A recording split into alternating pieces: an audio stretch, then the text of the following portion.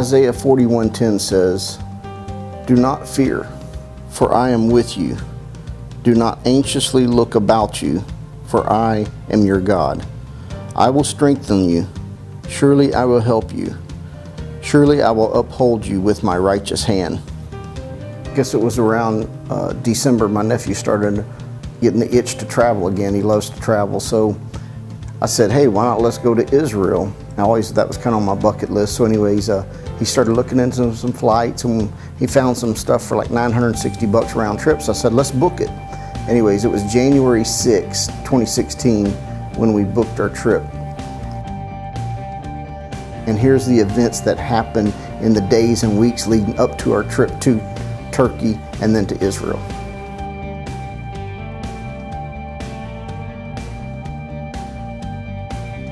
At least 10 people are dead this morning in a possible ISIS suicide bomb attack targeting tourists in Turkey. Police and ambulances rushed to the scene. The blast wounded 15 people. The explosion rocked an area of Istanbul popular with sightseers. Foreign visitors are reportedly among the victims. Charlie D'Agata is following developments from London. Charlie, good morning. Good morning. Turkish officials are quoted as saying there's a high probability that ISIS is responsible for today's attack. It took place in a crowded square close to the historic Blue Mosque. The Turkish president said in the last few minutes it's likely the suicide bomber was Syrian and both foreigners and Turks were killed. A group of German tourists was in the square at the time, and government officials from both Germany and Norway confirmed its citizens are among the victims. Islamic State militants have been blamed for previous attacks in Turkey not long after that country joined the U.S.-led coalition in the fight against ISIS in Iraq and Syria. Nora?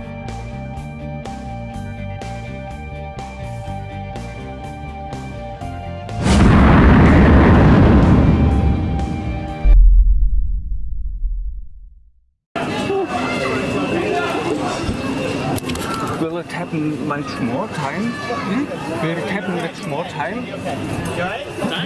Yes, many times or no? Better so.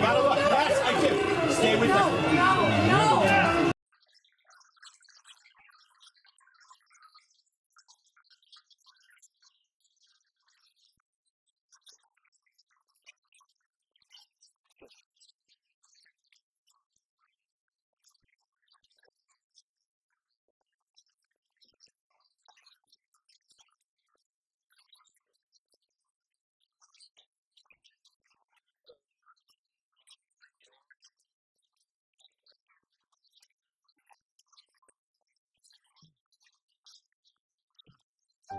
So even on this one, was the week before, a buddy of mine called who I referee with, and he said, hey man, you're going the wrong way. Have you heard what's going on in Turkey? And I said, no, I haven't heard. Here's what was going on in Turkey.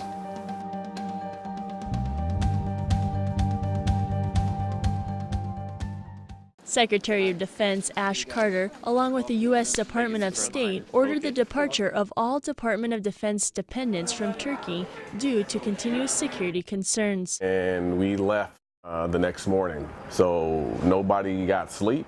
We had to notify our families. This particular send-off brought a different perspective. Most of the time you have the military member who deploys out, right? This was opposite. It was unreal. We had family members leaving, their sponsors, and it was emotional. A lot of people didn't want to see their folks go. So when things like that happen, I did a lot of praying, let's say, and I asked others to pray for me. And it wasn't to pray if I should or shouldn't go, because I knew I was supposed to go. It was in my heart of hearts that I was supposed to go see the Holy Land, but it was for God's protection. And so I had my family praying for me. I had friends from where I gather on Sunday praying for me. I had my Monday night Bible study people praying for me, and a lot of other people that I just said, hey, pray over this situation when I'm going to be over there for God's protection. And not that I would not have any fear, but that things would happen to glorify God. And what you're about to witness in this video is God's amazing protection and God's amazing love for His children. The only question is, do you believe?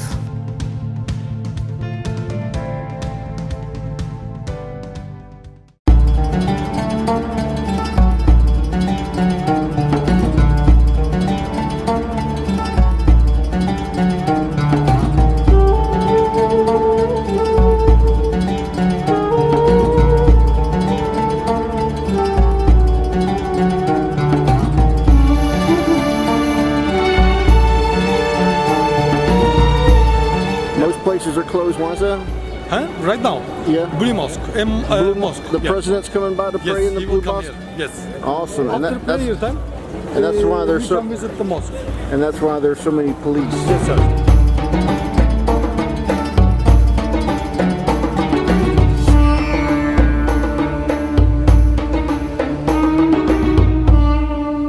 So you won't believe what just happened. The Prime Minister's coming over here to the Blue Mosque, and we're just walking over here to We're check going to go to the something. museum with this guy right here. He's taking us to the museum. And we literally just met the Prime Minister. that play? We literally just shook hands with the Prime Minister. He of was Turkey. walking by. He shook his hand. He shook my hand, and he shook Landon's hand. Let's go from this side. Okay. Let's go.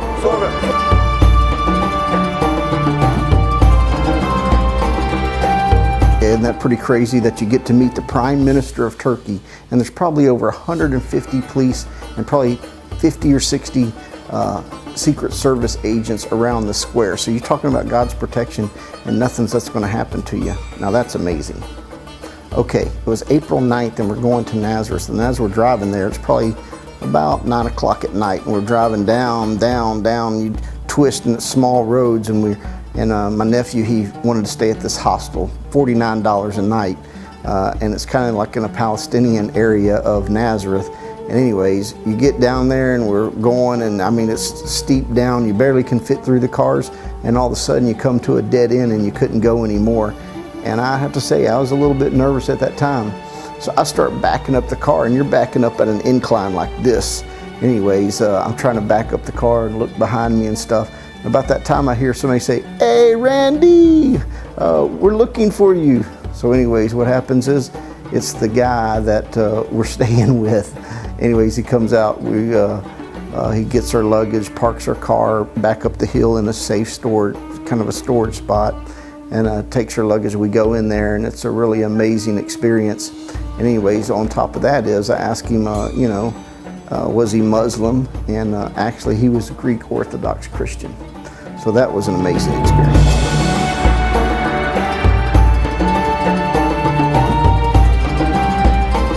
So now you've seen some amazing stuff, but the next one just really blew me away. Is we finished our day in Jerusalem, and it's about 4 o'clock in the afternoon. We come up through Hezekiah's tunnel that empties out at King David's palace. Anyways, and it's right below the Temple Mount. So we walk around we walk maybe, 50 yards to the corner of the Temple Mount, and we're looking over at the Mount of Olives, and what do we see? A rainbow. On top of that, a double rainbow. Now you can't see it as much on the picture here in the video, but man, was it clear to the naked eye. That's the kind of thing that makes you want to put your hands up and just say, God, you are in control, and it's your promises that are true. The same promise that you read in Isaiah, that he will protect. He will protect and guide you with his strong, righteous arm. Now the next thing is that I find really amazing is you couldn't find we wanted to go in the West Bank, we want to see Bethel, Old Shechem where Jacob's well is and Joseph's tomb. We wanted to see Jericho, we wanted to see Ai, we wanted to see Gilgal, we wanted to, and these places are all in the West Bank, which is Palestinian controlled. And you can't find a tour guide hardly online. I mean, I searched for days and days and days, and because you could find plenty of Israeli tour guides, but none of them could take you into the West Bank because it's very dangerous to go up in there. Anyways, I was on TripAdvisor, not knowing anything, just trusting God. I found a guy's name and number and email, and that's all that was on TripAdvisor. And the people just said, we use this guy anytime we want to go up to the West Bank. So I emailed the guy. He didn't know anything about me. I just said, I give him a list, could you take us to these areas? And he said yes. So he picks us up at the hotel. We start driving. Muslim looking guy. So of course in my conversation, I'm just like, hey, are you Muslim? And he said, no. He said, I'm born again Christian. Now the interesting part about this is if you look up on Wikipedia, 8 million people live in Jerusalem, and out of the 8 million people, 75% of them are Jews, 23% of them are Palestinian, and only 3% are Christian. And out of those 3%, that's about 160,000 people, 130,000 of them are either Greek Orthodox, Catholic, or Russian Orthodox religion, only about 30,000 evangelicals.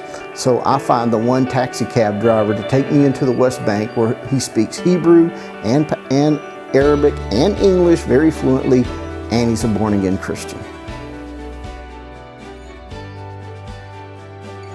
Okay, the next incredible thing that happened is after staying in the King David, that was kind of in the Jewish quarter, very nice. We went over to the Palestinian quarter and stayed in the National Hotel. So we're checking in the National Hotel, and you know, they're being nice, and they say, "Hey, where are you from?" And we say, "Yeah, I'm from Houston."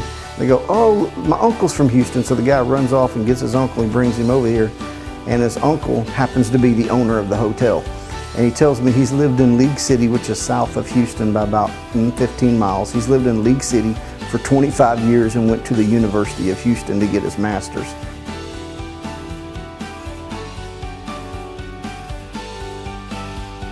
Okay, and this was on the 14th. One of my big dreams of going to Israel was to go to Hebron, but I had some people say, "Don't go to Hebron, it's a big flashpoint right now. There's been about 100 Palestinians killed over there. Israeli military, it's not a very safe place to go," where our driver told us, "Yeah, you could go ahead and drive your car in there, it'd be safe," the first guy. And I was kind of a little iffy on that, but anyways, that morning we woke up, we went to the Mount of Olives and saw the Ascension. We come down to the Garden of Gethsemane. We do that. We're coming out the Garden of Gethsemane. You have to remember, everybody kind of drives a smaller, like Toyota Versa over there, because gas is like $10 a gallon. Anyways, this guy said, "Yeah, I saw you up top with you." I had my camera it has a big old lens on it, taking pictures and stuff. And he says, "Yeah, I saw you up at the top with your camera and stuff." And we just kind of chit-chatted for a second. And I asked him, I said, "Yeah, we're thinking about going to Hebron tomorrow." And he goes, "Well, don't go there on Friday because it'll actually be closed. That's the Muslim holy day is Friday." So that wasn't a good idea. And I said, "Well, I wonder about if I could go ahead and drive my car there." And he goes, "Well, there's a lot of road closures in there and stuff." And he says, "Let me call my friend." So he calls his friend who had just went up to Hebron, because he is kind of like a taxi driver, taking people around, but he was in a nicer car. Anyways, he says, "Yeah, the roads are clear," but he says, "I don't know if I'd take your rent car." And I said, "Well, how much would it cost for you to take us?" And he said, 700 shekels. And I said, "Well, what about 600? He says, "Okay." So we jump in his car and we take off driving. And there again, he's kind of Muslim looking. And I said, "Hey, are you Muslim?" And he says, "No, I'm Christian." And I said, "Oh, well, are you Greek Orthodox or Catholic?" He says, "No, I'm born again believer." So what is the chances that the 2 times that we use a Muslim driver that can speak Hebrew and English and Arabic, and both of them are Christians? So that's just one of those amazing providence deals that God's looking out for you.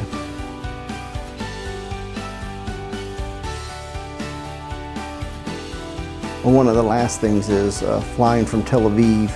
We got a flight back, and what airline are we flying? Brussels Airline. Where's it going to stop? At Brussels Airport. Anyways, I pick up a newspaper before I get on the airplane, and it was a Washington Post international paper. And on the second page, when I open it up, what I see is they fired the head of transportation in Belgium for lack of security in Brussels Airport. And I'm like, oh man. The interesting thing though is, it's how you get on a plane, they have luggage racks on each side. This is how most luggage racks look. Well, the one we got on, it looked a little bit different. And once I put the paper down and I looked up at the luggage rack, here's what I saw. See, that's just another sign to me is that God is overseeing you, that it's His strong arm that's going to hold you up. And why fear? You don't have anything to fear when you're a believer and people are praying for you and you're praying for you. And if God's on your side, then who can be against you?